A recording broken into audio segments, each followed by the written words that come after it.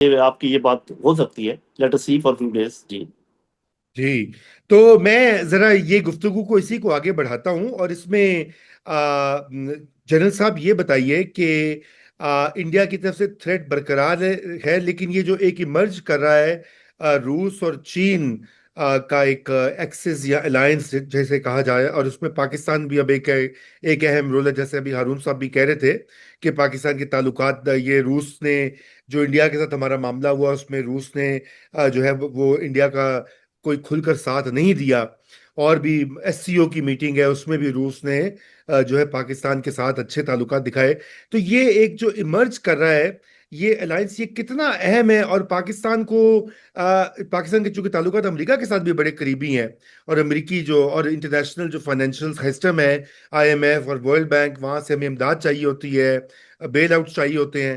تو یہ کس حد تک پاکستان ان دونوں کیمپس کو کے ساتھ تعلقات اچھے رکھ کر یہ ایک چیلنج نہیں ہے کہ آنے والے سالوں میں؟ جی جی. اب دیکھیں، بیسٹ تو یہ ہوتا ہے ڈپلومیٹیکلی کہ if you can get best of the two worlds, کہ ہمیں ہم، معلوم ہے کہ ہمارے بچے تعلیم حاصل کرنے کہاں جاتے ہیں، ہماری ڈیسٹینیشن اور اسپورٹس کہاں پر ہے، جتنے یہ فائنینشیل انسٹیٹیوشنز ہیں ان کے اوپر کس کا انفلوئنس ہے. اور یہ بات تو بالکل اپنی جگہ درست ہے. لیکن ہمیں یہ بھی معلوم ہے کہ ہم نے ہسٹری ہمیں بتاتی ہے کہ ہمارا ریلائبل فرینڈ کون ہے. جغرافی ہمیں بتاتی ہے کہ کس کے ساتھ ہمارے تعلقات زیادہ فائدہ مند ہو سکتے ہیں. اور پھر سب سے بڑی بات یہ ہے کہ ہمیں ہماری انٹیلیجنس، آئی ایم شیور کہ ان کو یہ اندازہ ہوگا کہ وہ یہ جو ہمارے وائٹل انٹرسٹ ہیں، for example development of Gwadar, development of CPEC, یہ ہمارے ابھی بڑے انٹرسٹ، بڑے وائٹل انٹرسٹ میں یہ چیز شامل ہو گئی ہے. اور پھر کسی بھی ملک کا سب سے بڑا وائٹل انٹرسٹ تو اس کی سیکیورٹی، اس کی سوورینٹی، اس کی انٹیگریٹی بھی ہوتا ہے. تو اگر آپ نے اس لے اور دے کے، صاف ظاہر ہے کہ جب آپ یہ بات کریں جیسے آپ نے کہی ہے بیلنس آؤٹ جب آپ کرنا چاہتے ہیں تو it is give and take. یہ تو نہیں ہو سکتا کہ you are only taking and not giving anything. تو اگر جی یہ بیلنس آپ نے برقرار کیا ہوا ہے تو یہ جاننا بہت ضروری ہے کہ کس قیمت پہ یہ بیلنس آپ نے برقرار کیا ہوا ہے. مثال کے طور پہ، مجھے اس چیز کا، میں یہ نہیں کہتا کہ ایسا ہو رہا ہے، لیکن اگر یہ تو ہمیں پتہ ہے کہ افغانستان میں انفلوئنس چین اور اس کا روس کا ہے، ایران میں ان کا ہے. یہ بھی ہمیں پتہ ہے کہ ہندوستان کے ساتھ ہماری دشمنی ہے، اور چین اور ہندوستان کی دشمنی ہے، اور امریکہ اور چین کی، امریکہ اور ہندوستان کی دوستی ہے. اب اس سارے معاملے میں اگر مثال کے طور پہ امریکن کمپنیز پاکستان میں داخل ہو جائیں اور یہاں پر بڑے پیمانے پہ کوئی چاہے وہ ریئر منرلز کی بات ہو یا کوئی ایسی ایکٹیویٹی شروع کر دیں، تو یہ تو ہم بھی جانتے ہیں، سبھی جانتے ہیں کہ ایسی کمپنیز جب باہر سے آتی ہیں تو وہ صرف ان کے مقاصد وہ نہیں ہوتے جو شاید دکھائے جاتے ہیں. تو پاکستان دوبارہ بہت انسٹیبلٹی کا شکار ہو سکتا ہے. کہ پھر آپ یہ دیکھیں کہ اگر آپ کے نارتھ اور آپ کے ویسٹ کے اوپر انفلوئنس دو بڑی طاقتوں کا ہے جو کہ چین اور روس ہیں، اور آپ کے ایسٹ کے اوپر ایک بڑی طاقت آپ کے دشمنی ہے، اور ایک ایسی طاقت اندر آ جائے جس کی دوستی اس دشمن کے ساتھ ہے، تو چاہے آپ کو کوئی فائدہ بھی نظر آ رہا ہو، مالی فائدہ بھی نظر آ رہا ہو، میرے خیال میں آپ کو پرہیز کرنا چاہیے. You should be very clear کہ ہم کہاں تک کسی کے ساتھ تعاون کر سکتے ہیں اور کہاں جا کے ہم ایک لائن ڈرا کر سکتے ہیں. اگر کوئی ملک ہمیں یہ کہے کہ آپ اپنا سی پیک کی ڈیولپمنٹ کو سلو کر دیں، یا چائنا کے ساتھ تعلقات تھوڑا پینڈ یا سلو کر دیں یا نیچے کر دیں، اور سی پیک کے متعلق بھول جائیں، گوادر کے متعلق بھول جائیں، یا کچھ دیر کے لیے بھول جائیں، تو میرے خیال ہے this would be a huge compromise. چاہے وہ کوئی اپنے انڈیویجول فائدے کے لیے کرے، چاہے وہ کوئی انسٹیٹیوشن کے فائدے کے لیے کرے، یہ پاکستان کے فائدے میں نہیں ہوگا. بالکل، بہت اچھی آپ نے یہ بات کہی. اچھا، اب چونکہ ہم بات سیکیورٹی کی اور دفاع کی کر ہی رہے ہیں، تو اب ہارون صاحب، دنیا بھر میں اور پاکستان میں بھی یہ تھنکنگ اب جو ہے بڑی واضح ہو گئی ہے کہ معیشت جو ہے کسی بھی ملک کی، وہ سب سے بڑی لائن آف ڈیفنس ہے، وہ سب سے اہم چیز ہو گئی ہے نیشنل سیکیورٹی کے حوالے سے. ایک زمانہ تھا کہ ہم یہ سمجھتے تھے کہ جو ہے کتنے ہتھیار آپ کے پاس ہیں یا کیا نہیں ہے، لیکن اب میرے خیال سے پاکستان میں بھی وہ चेंज हो गया डॉक्ट्रिन, या चेंज हो रहा है बड़ी तेजी से। तो जो पाकिस्तानी मईशत की इस वक्त सूरत हाल है, मैं चाहता था हम वहां से आगाज करें और फिर हम आगे आए कि अब ये तमाम आगे बढ़ने के लिए अपने मुल्क के अंदर जो हमें एक इत्तेहाद लाने की जरूरत है, स्टेबिलिटी लाने की जरूरत है, वो कैसे मुमकिन होगी, वो मैं जनरल साहब से पूछूंगा। लेकिन आप जरा थोड़ा सा मईशत के बारे में ये बताएं कि मईशत के चैलेंजेस जो हैं वो अभी भी बरकरार तो हैं, लेकिन कुछ उसमें भी एक स्टेबिलिटी तो आई है पहले के मुकाबले में। रजा, जी हाँ। स्टेबिलिटी तो आई है, लेकिन एट व्हाट कॉस्ट ना। अब ये देखें, अब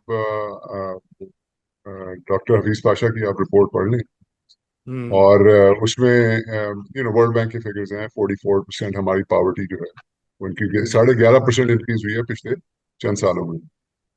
जी। तो आपके 2 करोड़ 60 लाख बच्चा स्कूल से बाहर है। बिल्कुल। आपकी जीडीपी है वो पिछले 4 साल से वहीं की वहीं डॉलर टर्म्स में खड़ी हुई है। आपकी पर कैपिटा इनकम जो है वो स्नेल स्पेस पे इंक्रीज कर रही है। आपकी जो अनएम्प्लॉयमेंट है, ये अगेन हफीज पाशा साहब को मैं कोट कर रहा हूँ, जो 6.5% के करीब थी, वो इस वक्त ओवरऑल 22% है। It's unthinkable. आप यकीन करें, worst of the worst circumstances में, मैं आज से 25-27 साल पहले की बात कर रहा हूँ, वो तकरीबन 14% थी। 22% तो कभी सुना ही नहीं था ना। जी। अच्छा, फिर जो पढ़े लिखे हैं उनकी 34% है। ये 22% ओहो हो। ओवरऑल है, पढ़े लिखे 30। 3 में से एक बंदा जो है वो अनएम्प्लॉयड, या पढ़ा वाह। लिखा आपका। फिर आपने एक्सीडेंस देखा है मुल्क से कैसे हो रहा है, 20-30 लाख हम्म। पढ़ा लिखा आपका क्वालिफाइड। यहाँ पे लोगों को प्रॉब्लम पड़ी हुई है कि जिसको ट्रेन करते हैं, जो थोड़ा बहुत पढ़ा लिखा है, वो कोई मिडल ईस्ट निकल चला जाता जाता है, है। कोई अमेरिका, कोई इंग्लैंड, कोई ऑस्ट्रेलिया। तो मेरे ख्याल से ये एक कंप्लीट मीडिया मैनेजमेंट है, जो कौम को दिखाया जा रहा है। और हम्म। आई गेस मीडिया के पास कोई और चॉइस नहीं है but to you know keep saying that whatever they are fed. हालात जो हैं वो इंडिपेंडेंट, अगर ऑब्जर्वर्स को आप देखें तो हालात ऐसे नहीं है। सो मईशत की तरफ से तो मैं आपको कैटेगोरिकली बता रहा हूँ कि this cannot continue for to long. Something will have to be done. There is virtually no investment. 5 billion का इनका टारगेट था, 2 बिलियन है। ये वो 2 बिलियन भी जो वो इन्वेस्टमेंट आती है ना रजा, वो ये जो पावर प्रोजेक्ट्स लगे हुए हैं और जो हमारे न्यूक्लियर प्लांट्स लगे हुए हैं, इनकी जो अपग्रेड और वगैरह, वो भी ज्यादातर चाइना से ही आती है। इसमें कोई ऐसी, आपके जो टॉप के बिजनेसमैन है रजा, जो आपकी जद्दी पुश्ती बड़ी फैमिलीज, जिन्होंने पाकिस्तान की इंडस्ट्रियल ग्रोथ के अंदर उनका एक बुनियादी रोल है, वो बेच के छोड़ के जा रहे हैं। अब मैं बाकियों की क्या बात करूं। और मैं तो कब से कह रहा हूं कि पाकिस्तानी इन्वेस्टर्स जो हैं वो देर लुकिंग, दुबई में इन्वेस्ट कर रहे हैं, और टर्की में इन्वेस्ट कर रहे हैं, मलेशिया में इन्वेस्ट कर रहे हैं। तो it's getting worse, it's not kind of slowing down. I think बिल्कुल। something really needs to be thought about this. तो यानी कि अंदरूनी तौर के ऊपर जो चैलेंजेस हैं वो बहुत ही संगीन है इस वक्त, और अगर दिफा मजबूत होना है, और अगरचे कि ये अच्छा मौका है कि पाकिस्तान को एक डिप्लोमेटिक दोबारा से दुनिया में एक मकाम मिल रहा है, और अमेरिका हो, चीन हो, रूस हो, हम उसी का जिक्र कर रहे थे। तो ये एक तरह से हालात इस तरह के बनते हैं, और मुल्क के अंदर जो कम से कम जो मज़ाहमत या वो हो रहा था वो भी उसका कुछ कमी हुई है उसमें। तो जनरल साहब ये एक अच्छा मौका है, और आपसे बात हो रही थी पहले कि ये शायद एक अच्छा अपॉर्चुनिटी है पाकिस्तान में इस्टेब्लिशमेंट के लिए भी, कि वो पॉलिसीज को जो है नजरसानी करें, और एक ऐसा एनवायरनमेंट क्रिएट करने में मदद दें मौजूदा हुकूमत की, सूबाई हुकूमत की, हुकूमतों की, कि जहां से हम जो हमारे दरीना मसाइल हैं, चाहे वो रोजगार का, जैसे अभी इन्होंने जिक्र किया, गुर्बत का, लोकल गवर्नमेंट्स का, करप्शन का, और गवर्नेंस का जो सिस्टम है जिसमें लोगों की शिरकत और लोगों के जो इन्वॉल्वमेंट है वो भी इंश्योर हो। तो उस हवाले से आप क्या कहेंगे जनरल साहब? जी देखिए, जो जो बेस्ट सिनेरियो या जो बेस्ट ऑप्शन मेरी नज़र में है वो तो ये है कि एस्टेब्लिशमेंट को ये बात समझ लेनी चाहिए कि उनकी बहुत खसूसियात हैं। उनमें मिसाल के तौर पे दे हैव अ मसल, उनकी मैनेजमेंट टेक्निक्स भी, उनकी ऑर्गेनाइजेशनल स्किल्स भी हैं, वो चीज़ों को इम्प्लीमेंट कर सकते हैं। ये उनकी बहुत आप समझे आउटस्टैंडिंग एक किस्म की, और जिस तरीके से अभी उन्होंने दिफा किया है अपने मुल्क का, ये तो हम्म। बिल्कुल अनप्रेसिडेंटेड है और बहुत ही ज़बरदस्त کام کیا ہے. لیکن ایک چیز اور جو سمجھنے کی ہے کہ ان کے ساتھ ایک پاپولر پراپرلی الیکٹڈ گورنمنٹ ہونی چاہیے. یہ چیز مسنگ ہے اس وقت.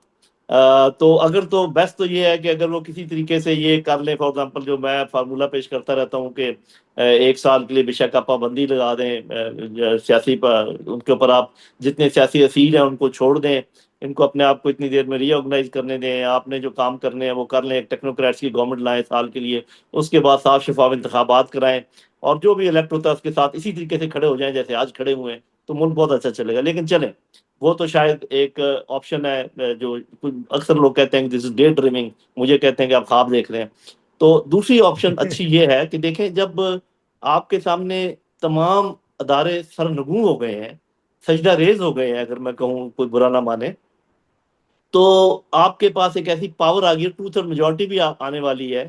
تو اپنے آپ کو اس طریقے سے ابھی ری آرگنائز کریں جس میں جو کام ساری دنیا کہہ رہی ہے، مطلب یہ میں اور آپ ہی صرف، یا ہارون صاحب ہی نہیں کہہ رہے، جتنے ذی شعور لوگ ہیں وہ کہہ رہے ہیں کہ ہمارے یہاں گورننس کا پرابلم ہے، ہمارے یہاں مینجمنٹ کا پرابلم ہے، ہمارے یہاں ریسورس مینجمنٹ کا پرابلم ہے، ٹیکسیشن کا پرابلم ہے.